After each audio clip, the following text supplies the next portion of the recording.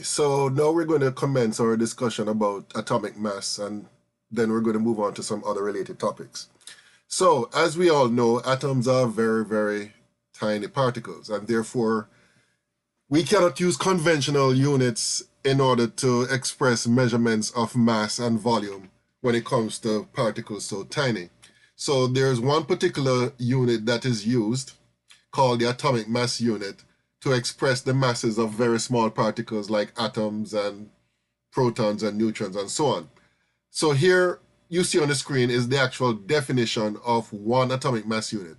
By definition, one atomic mass unit is exactly equal to 1/12 the mass of a carbon-12 atom. All right?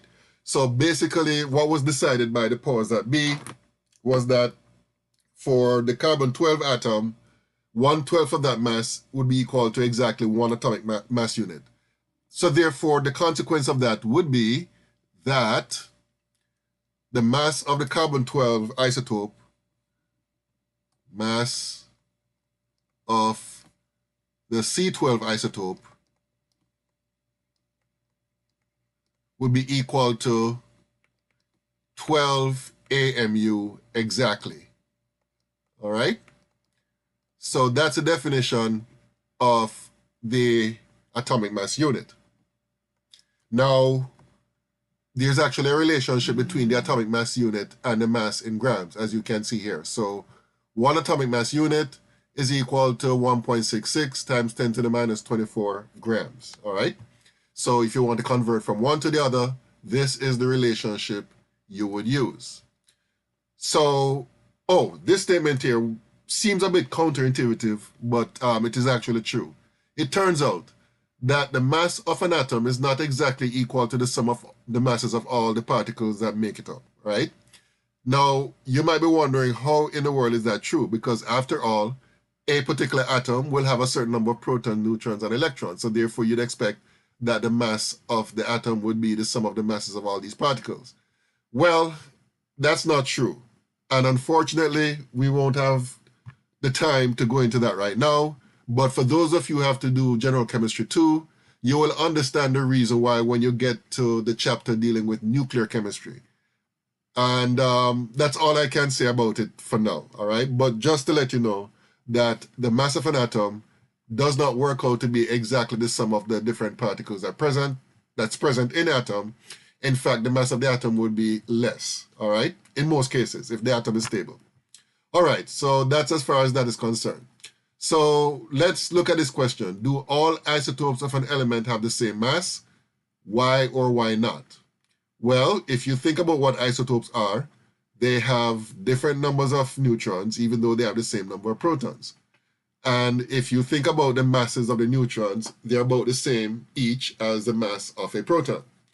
So if the isotopes have different numbers of neutrons, well, that means that the masses themselves will be different, right? So therefore, that's the main difference, physically speaking, between isotopes. The isotopes have different masses. And the reason why they have different masses is because they have different numbers of neutrons. Now, what you'll find is that throughout the universe, for a particular element, you have different isotopes. And the different isotopes exist in relative fixed proportions, all right? So what was decided again by the powers that be is that we calculate what is known as the weighted average atomic mass of the different elements, which takes into account the percentage of each isotope that is present in the universe, right? So if you get a sample of a particular element like carbon, it will have a certain amount of carbon-12, a certain proportion will be carbon-13, 14, and so on. And that's what you'll find right throughout the universe if you get a sample of carbon anywhere. So therefore, we calculate the weighted average atomic mass of carbon by taking into account the proportions of the different isotopes that's present for each, for the element. Okay, so the example that is shown here is for carbon. Now, carbon exists as two main isotopes. You have carbon-12 and you have carbon-13. And there's also a carbon-14 that is very, very rare in terms of its abundance. So this chart here gives you the percent abundance of each of these isotopes, right? Carbon-12 gives you the percentage of carbon-12 that is present in any sample of carbon that you can find is 98.892%. And in the case of carbon-13, its percent abundance would be 1.108%. So these are the percentage abundances, and these are their fractional abundances. So this question is asking for you to use the data that we have above here to determine the weighted average atomic mass of carbon. And it gives you the actual atomic mass of carbon-12 isotope, which is 12.000000, and AMU, that is, and for carbon-13, it is 13.003355 AMU. Okay, so I think I should be able to squeeze in the answer right here, so let me do that. So the way we would do this problem, let me go to my pen function here, is that you take the mass of each isotope. So I'm going to do this for carbon-12. So for carbon-12, you take the mass of the carbon-12 isotope, which is 12.0000 AMU, because that is given, and you multiply it by the fractional abundance here, which is 0.98892. And you work that out. So let me do that on my calculator here. So that's 12.00000 times 0.98892. And you'd have to round this off to 5 sig figs. So this works out to be equal to 11.867 AMU. And basically we do a similar calculation for carbon-13. So for carbon-13, the atomic mass is 13.00335 AMU, AMU, multiplied by 0.01108. And so let me do that here, 13.00335 times 0.01108. So, and in this case, you'd have to round off to 4 sig figs, which works out to be 0.1441 AMU. And then we add these two together. Now remember, when you're adding two numbers, you round off according to the lowest number of decimal places. So in this case, it's 11.867 plus 0.1441. And according to my calculation, this works out to be equal to 12.011 AMU. All right? So that is the relative atomic mass, the weighted average atomic mass of carbon. All right? Okay. So that's typically how you do this type of calculation, where you're given the atomic masses of each isotopes and their percent abundance. So this is the value that is for carbon, right? So that represents, it's a representative number in terms of the mass, taking into account the percentage abundance of the different isotopes of carbon. And if you look at any legitimate periodic table, let me just get out of this here and go to here. If you look at any legitimate periodic table, so let me scroll to this one right here, you'll see that each element represented has two numbers associated with it, right? The first one, the lower one, which in this case is at the top of each box, would be the atomic number, right? Which for carbon it's 6, right?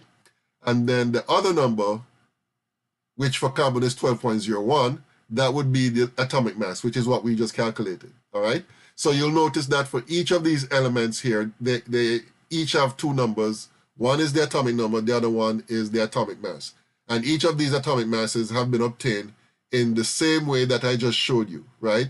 Each of these numbers taking into account the isotopes that are present for each element and their relative abundances, right?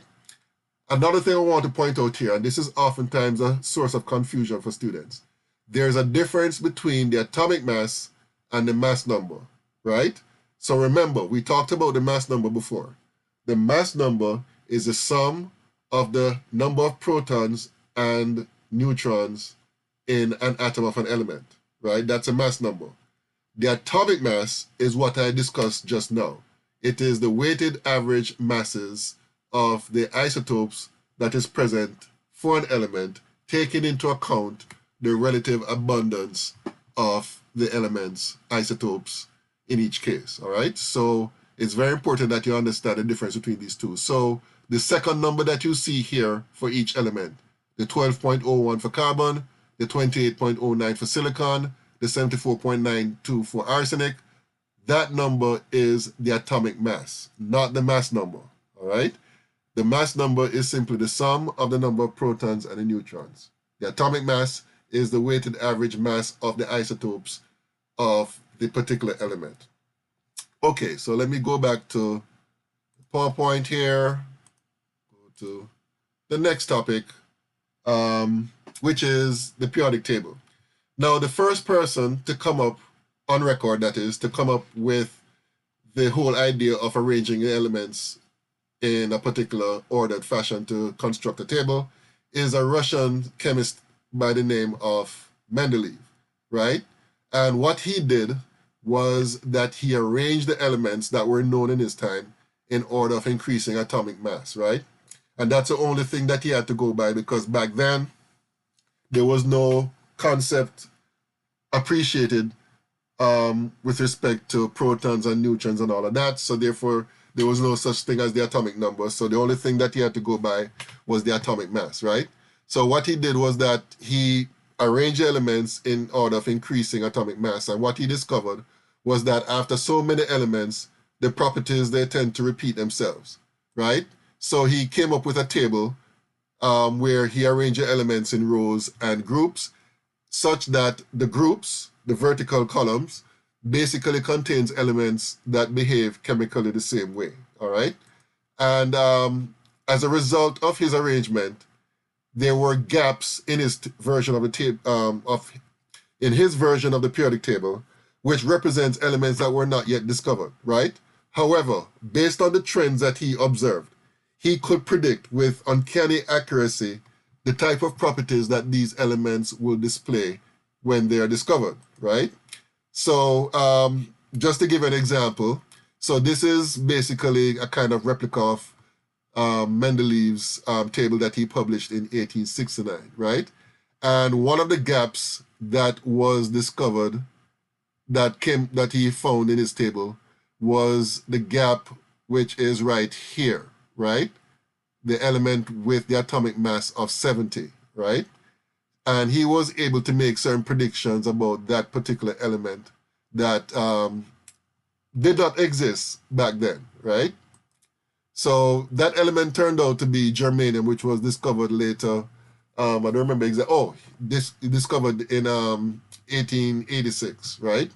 So this table here basically summarizes what Mendeleev predicted based on his periodic table and what was actually observed in terms of the properties of germanium, right?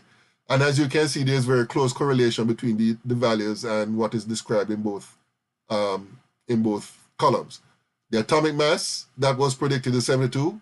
It turns out to be 72.6. The density was predicted to be 5.5. Turns out to be 5.47. Even the color, there was a very close correlation. It's described here as predicted to be dirty gray. Here it's described to be grayish white. Personally speaking, I don't know what the difference between the two, because the way I see it, dirty gray, grayish white, looks like the same thing to me. In terms of the density of the oxide, he predicted, Mendeleev that is, predicted 4.7 grams per cm cube. Turns out that the actual density is 4.703 grams per cm cube. The boiling point of the chloride is predicted to be below 100 degrees. Turns out to be 86 degrees. The density of the chloride was predicted to be 1.9 grams per cm cube. Turns out to be 1.887 grams per cm cube. All right. So that was what was discovered when comparing the observed values for germanium to the predicted values. And that was true not only for germanium, but for other elements as well. All right. Okay. So, of course, over the years, literally centuries actually, other elements were discovered, and therefore, as a result, it required changes to the original periodic table that Mendeleev came up with. And as a result, we now have our current version of the periodic table, which you see here, all right? And you'll see that there are several ways of categorizing the elements. One way of categorizing these elements is to put them into categories of metals, non-metals, and a third minor category known as metalloids, right? So there's a zigzagged line right here, which basically represents in this periodic table the boundary between metals and non-metals. And what you'll find is that metals will be to the left of that line, all right? To the right of the line, you'll have the non-metals, and then elements immediately on one side or the other of that line are called metalloids, all right? So that's one way of classifying the elements, and there are other ways which we'll get into later on, but I just thought that, this would just serve as a brief introduction to the periodic table and how we can use it, all right? But there are other categories, well, there are other features as well, which I need to point out. The columns, they're called groups, and they're numbered in this particular periodic table with a letter-number combination or number-letter combination. So this column here is called group 1A, then you have 2A, and then you have 3B, 4B, all the way to 2B over here, right? And this is a bit confusing, to be perfectly honest, not as straightforward as the other parts, for reasons which I won't get into. And then you have 3A, 4A, 5A, all the way to 8A. And then down here, you have this part here, which is known as the inner transition metals. So, they're just different regions of the periodic table. And later on, we're going to talk about the correlation between the different regions of the periodic table and the way the electrons are arranged in the atoms according to that, according to the regions, all right? So we'll talk about that later on in chapter, I think it's 8 or 9. I think it's 8. Yeah, chapter 8. Okay, so let's talk about molecules and formulas. A molecule is a group of 2 or more atoms held together by covalent bonds. And a molecular formula gives you the number of each kind of atom present in a molecule, all right? That is different from the empirical formula, which simply gives you the simplest whole number ratio of the atoms of the different elements present per molecule. So just to illustrate the difference between molecular formula and empirical formula, the molecular formula for hydrogen peroxide is H2O2. So what that tells you is that for every molecule of hydrogen peroxide, you have 2 hydrogen atoms and 2 oxygen atoms, right? The empirical formula gives you the simplest ratio between the hydrogen and the oxygen atoms. So basically what this tells you is that there's a 1-to-1 ratio between the hydrogen and the oxygen atom, all right?